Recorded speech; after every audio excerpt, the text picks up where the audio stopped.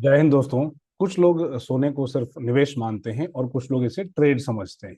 लेकिन भारत में सोना उससे कहीं ज्यादा है। सोना सट्टा नहीं, संपन्नता है।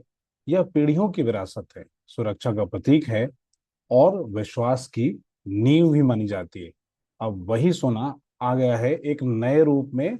और इसमें आपको national stock exchange of India के 10 ग्राम गोल्ड फ्यूचर्स का कॉन्ट्रैक्ट मिलेगा। तो अब आप 10 ग्राम का गोल्ड फ्यूचर्स कॉन्ट्रैक्ट कर सकते हैं और ये फिजिकली डिलीवरेबल है। इसके फायदे क्या हैं मैं आपको समझाऊंगा।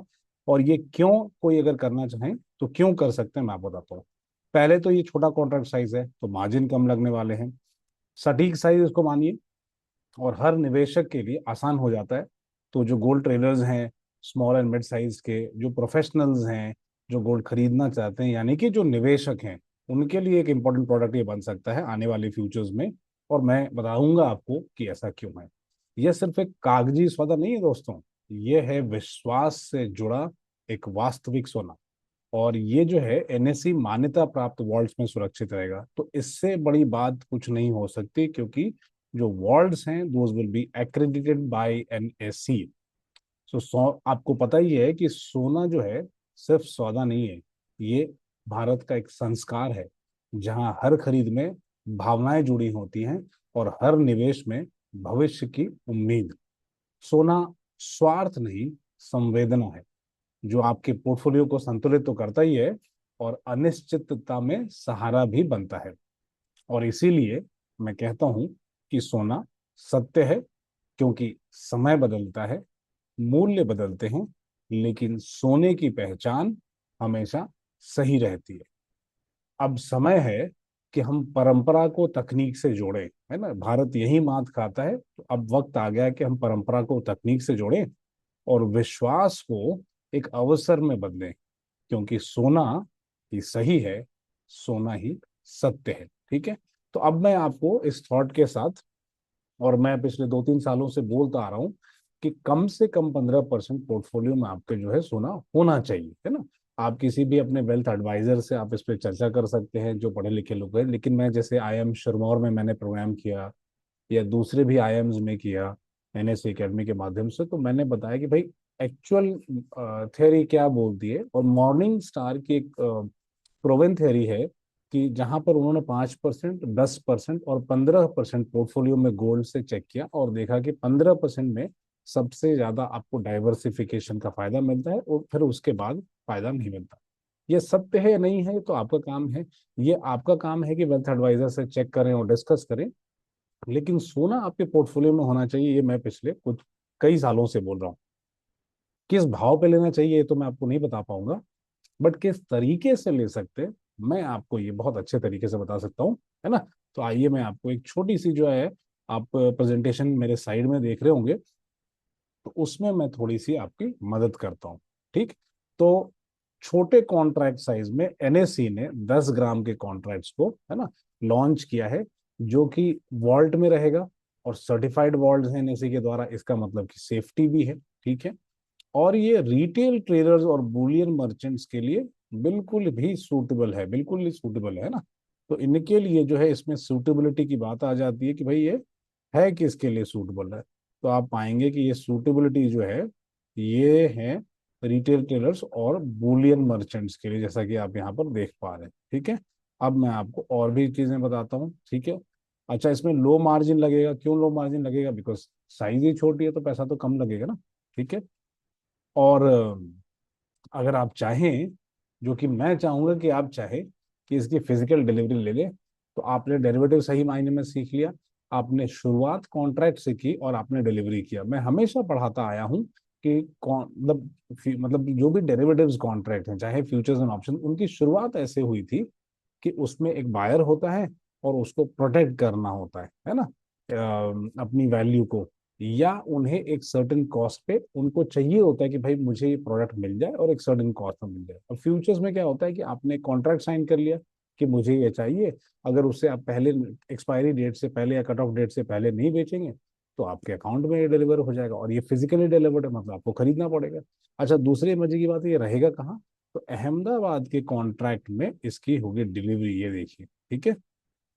अब मैं क्या बोल रहा हूँ कि अगर आप छोटे ट्रेडर हैं बुलियन के, या आप इन्वेस्टर हैं, तो आप क्यों नहीं जाके डिलीवरी लेंगे? आप इन सट्टों के चक्कर में क्यों पड़ते हैं? उनको आप जाके स्टोर कर लीजिए। जो बुलियन ट्रेडर हैं उनको गलाकर वो ज्वेलरी बना लेंगे, और जो इन्वेस्टर्स हैं, निवेशक हैं, प्रोफेशनल्स हैं, उनको कभी ना कभी ये काम आएगा। घर में किसी न किसी की शादी होगी तो ये काम आएगा। और आप स्टोरेज का चक्कर नहीं, क्योंकि मेन चक्कर भाई लें तो कहाँ रखें, और ले तो विश्वास करें ना करें। तो अब जो है एनएफसी, जो कि दुनिया का सबसे बड़ा ब्रांड है, उसने लॉन्च कर दिया, तो हो गई ना प्रॉब्लम सॉल्व।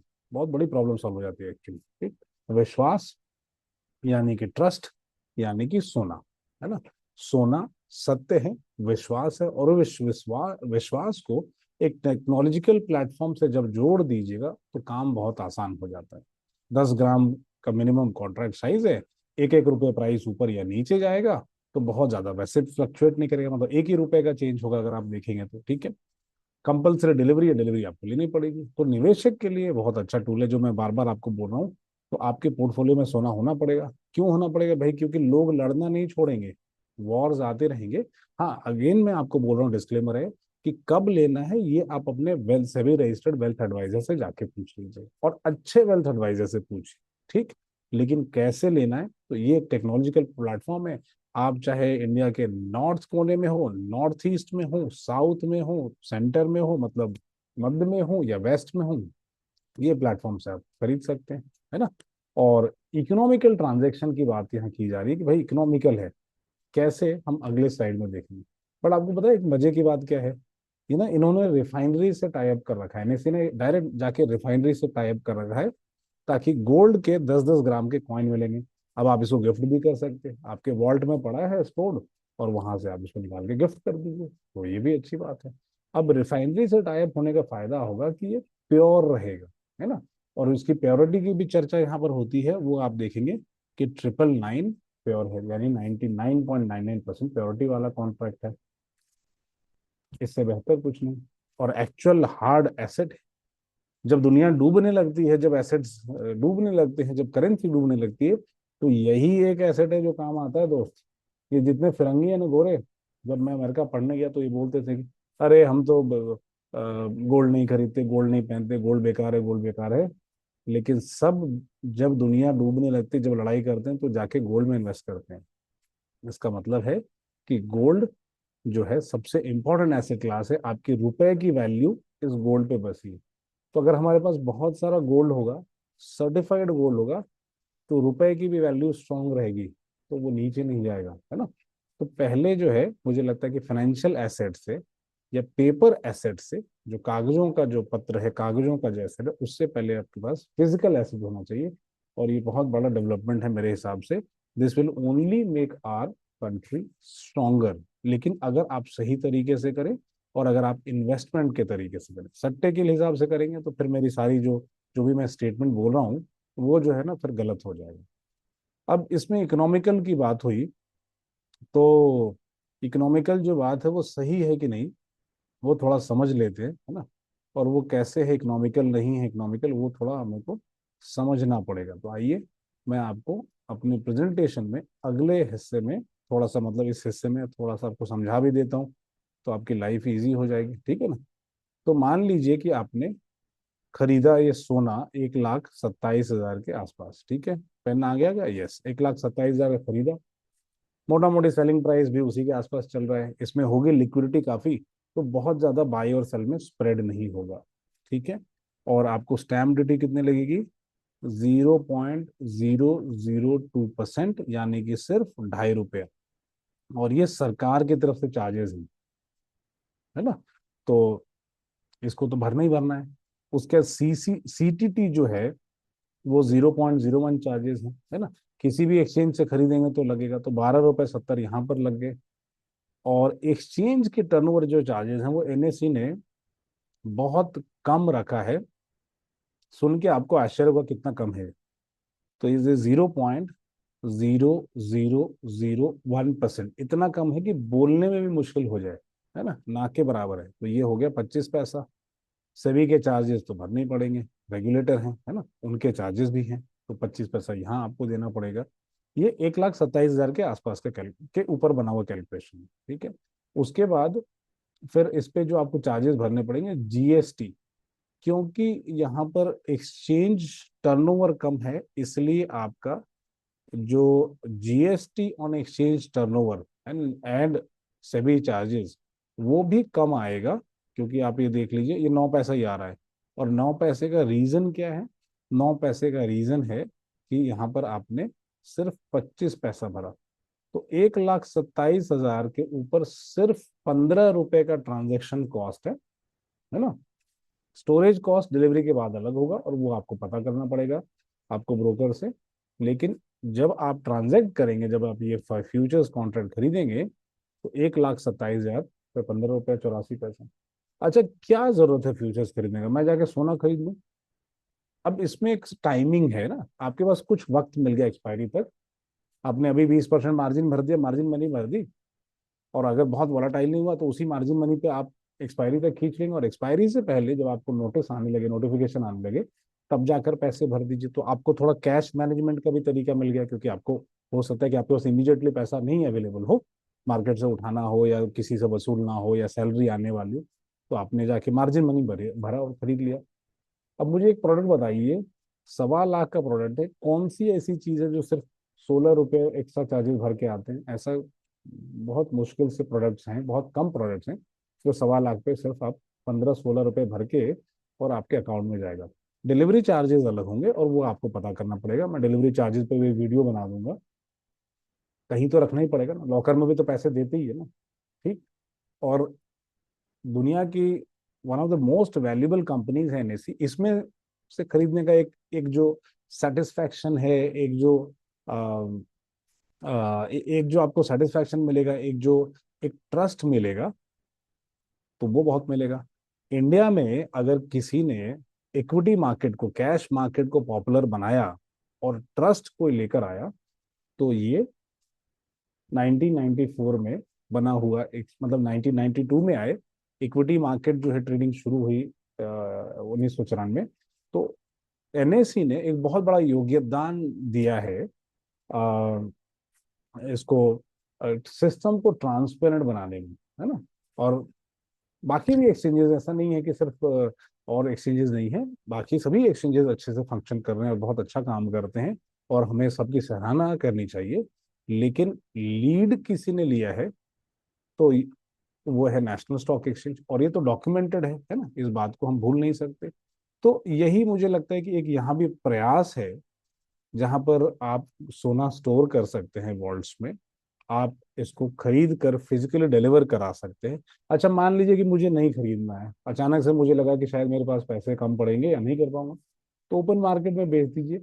अब वो लिंक्ड होगा मार्केट प्राइस से, तो लॉस या प्रॉफिट की संभावना तो पॉसिबल है, लेकिन पूरा पैसा भी शायद ना जाए, है ना। तो फ्यूचर्स में खरीदने का ये बात, ये क्या, ये पॉइंट हो सकता है, एक लॉजिक हो सकती है कि भाई मैंने आज पूरा पैसा नहीं भरा, पूरा पैसा मैं आगे भरूंगा, लेकिन मुझे कहीं वो किसी कारणवश लगता है कि मैं पैसे नहीं जमा कर पाऊंगा, तो मैं कॉन्ट्रैक्ट है, ट्रेड करके निकल जाऊंगा डेरिवेटिव से। और जब बहुत ज्यादा लॉस नहीं हो रहा हो, मेरी कोशिश ये रहेगी कि बहुत ज्यादा लॉस नहीं हो रहा हो, और या कट टू कट हो रहा हो, तो मैं निकल जाऊं।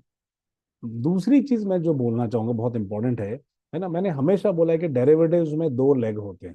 ठीक है, या आपने जो भी किताब डेरिवेटिव्स की पढ़ी है, उसमें आपने यही सुना कि एक फार्मर था, फार्मर के पास प्रोड्यूस था, उसको डर था कि कहीं प्राइसेस ना गिर जाएं, तो पुट खरीद लेता है। एक एयरलाइन कंपनी है, उसको डर है कि कहीं ऑयल के प्राइसेस ऊपर न चले जाएं, तो वो कॉल खरीद लेता है।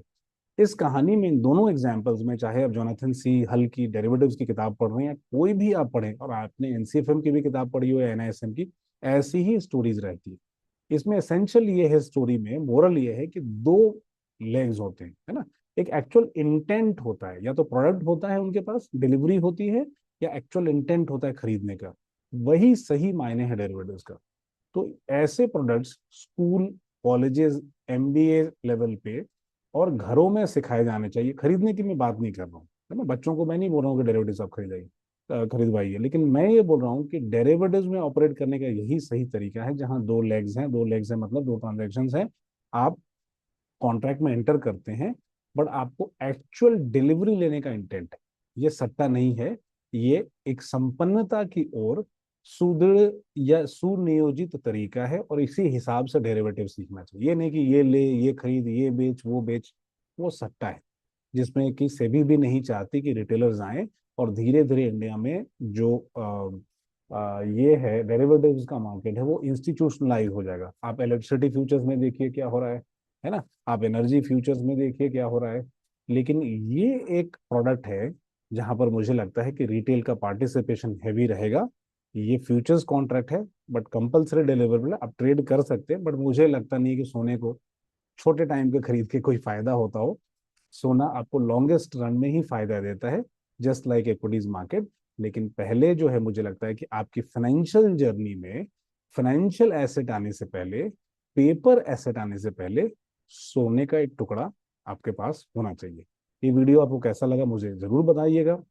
इसमें से कोई भी त्रुटि होगी, कुछ भी आपको लगा होगा कि ये बात सही नहीं बताई है, तो कमेंट सेक्शन में जरूर आप बताएं, और मैं इसको फिर चेंज कर दूंगा। अगर इसमें कोई स्टेटमेंट सही नहीं होगा तो मेरी रिसर्च टीम रिसर्च करेगी, and I will be very happy to sort of correct this. तो धन्यवाद दोस्तों।